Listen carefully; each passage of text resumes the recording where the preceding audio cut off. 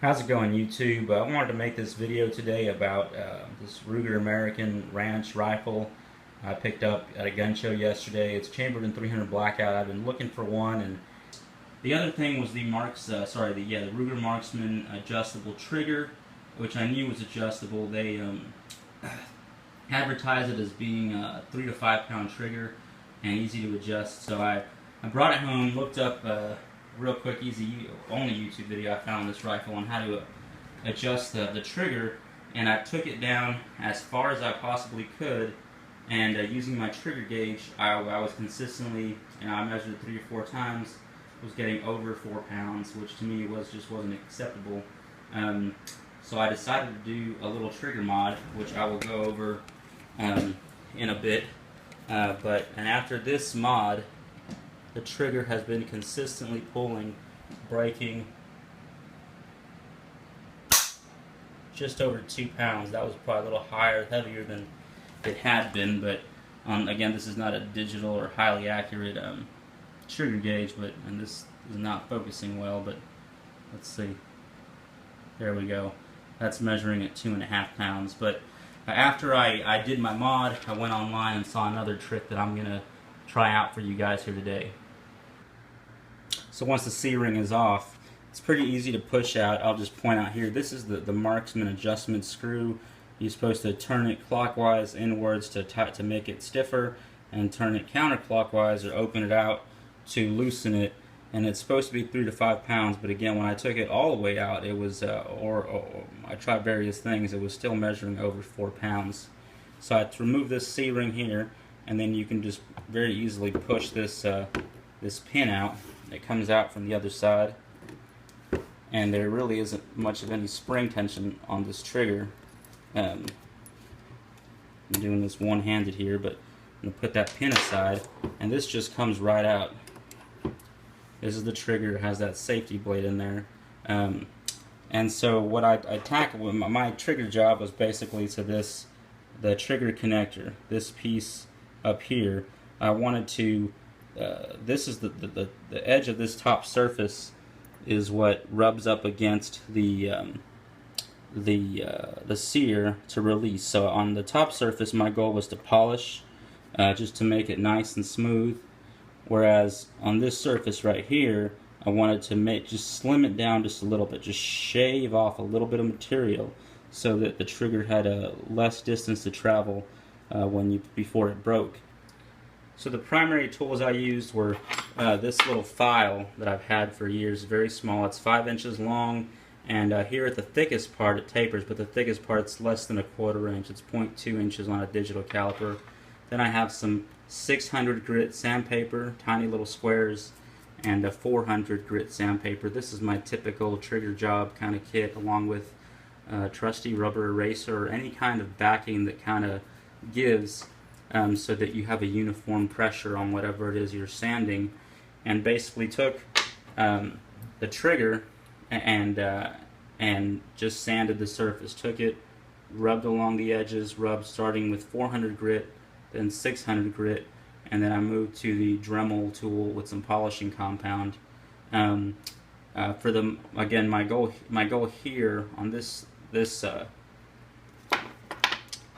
my goal on this surface was to remove material. So I actually started by using this file, held it down and tried to keep it very flat and apply very even pressure, and removed some material from this surface to just lessen the amount of distance the trigger has to travel.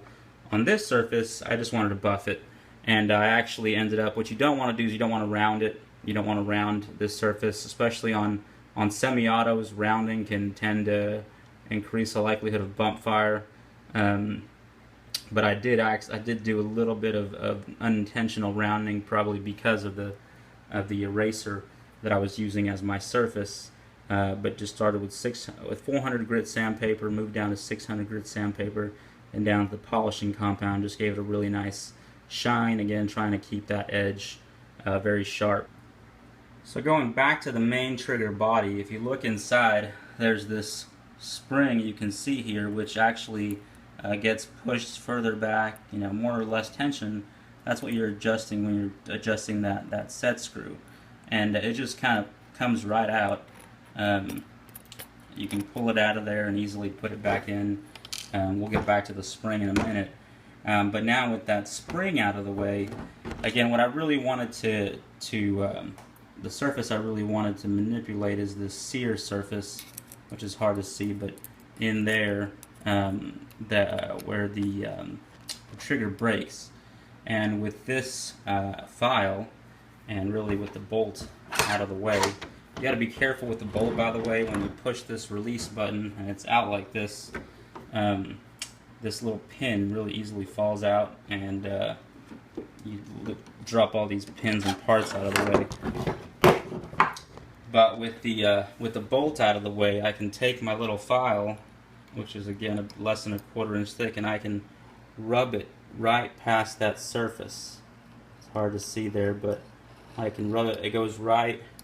It just barely clears in there, but rubs right past the surface that I'm trying to manipulate, pretty much at the angle that I want to grind it down at. So that I took the file to it for some time and removed some material there again to shorten the amount of distance the trigger had to travel.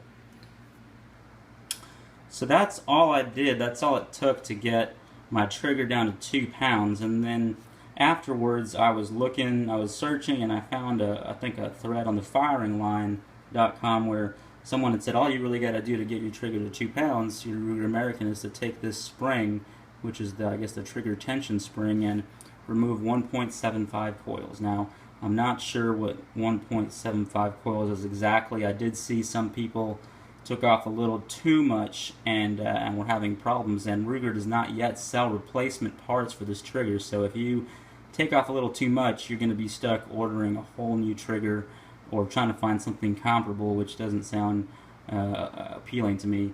So I'm going to go ahead and for experiment's sake, I'm going to remove some of these coils. I'm probably just going to take it off somewhere between here and here with some dikes, and then sand it down, and then drop it in, and then come back and measure the pull weight. So I've sanded my spring here, just made it nice and flat. I'm going to drop a bit of oil on there just to prevent corrosion. I'm going to just kind of drop it in there, tilt the receiver until the spring drops in. I'm going to reassemble the whole rifle and then test the pull weight. So here we are back to square one. I'm going to test to see what the additional removing material from the spring, which I ended up removing 1.5 coils, and to see what that did to the pull weight, if anything. Let's get my little trusty pull gauge. Ooh, that went off, I think, lower than I had set. So I'm going to watch this.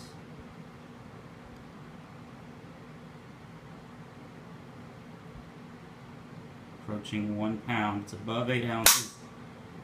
Right at about 9.5 ounces. Which is awesome, I think. I've got several 6-ounce triggers, and that is much better than I could have hoped for. For a do-it-yourself trigger job, let's try it again. The lowest this goes is 8 ounces. I do, on my 6-ounce triggers, this will not pick up a reading. It won't, the trigger will break before the yellow little block can move at all. So I tested this scale enough to know it works. We're approaching 9 ounces. I think we're a little past 9 ounces, going to 1 pound, and it broke. So there you have it. A few final parting words. Don't try this at home, or do so at your own risk. The amount of material I took off from any surface was very, very small, even using the file. It was extremely minimal. I was surprised that I got the result that I did, given that I took off such little material. With the spring, I ended up removing 1.5 coils, a little less than 1.5 it looks like, actually. Not 1.75 as recommended by the poster on the firingline.com. Finally, safety check your weapon. Make sure the safety functions without discharging the weapon, or that test it for, make sure it won't accidentally discharge if you drop or knock it around. Thanks for watching.